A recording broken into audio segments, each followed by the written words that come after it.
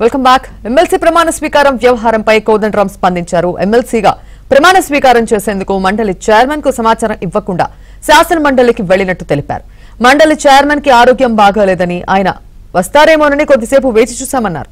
రేపు ఉదయం ప్రమాణ స్వీకారం చేస్తామని సెక్రటరీ ద్వారా చైర్మన్ కు సమాచారం పంపించాలని కోరినట్టు కోదండరాం వెల్లడించారు.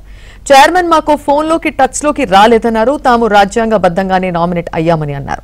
తమ ఎన్నికకి సంబంధించి గవర్నర్ కార్యాలయం గెజెట్ విడుదల చేసిందని స్పష్టం చేశారు.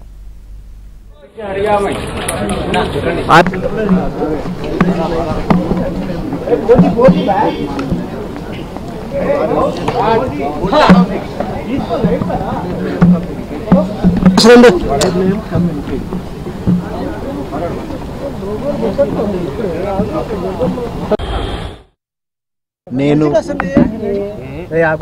అమీర్ అలీ ఖాన్ గారు ఇద్దరం కూడా మన గవర్నర్ కోటాలో ఎమ్మెల్సీగా నామినేట్ అయిన విషయం మీ అందరికీ తెలిసిందే. ఇక నామినేట్ అయిన తర్వాత గెజెట్ అది రావాలి కదా, దానికోసం వెయిట్ చేసినాం. ఇవాళ గెజెట్ విడుదలైంది.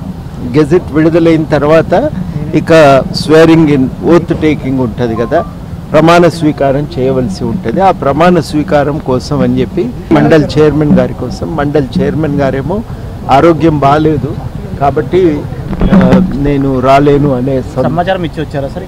మేము ఇవ్వలే, అందుకనే రేపు ఉదయం 9:30కు వస్తామని తప్పనిసరిగా ఒక అవకాశం కల్పించండి ఓత్ ప్రమాణ స్వీకారం కోసం అని చెప్పి ఇప్పుడు మెసేజ్ పెట్టినాం వారికి.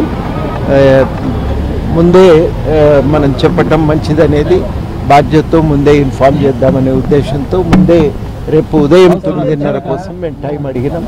ఆ విషయం మేము సమాచారం కూడా ఇప్పుడే అందజేసి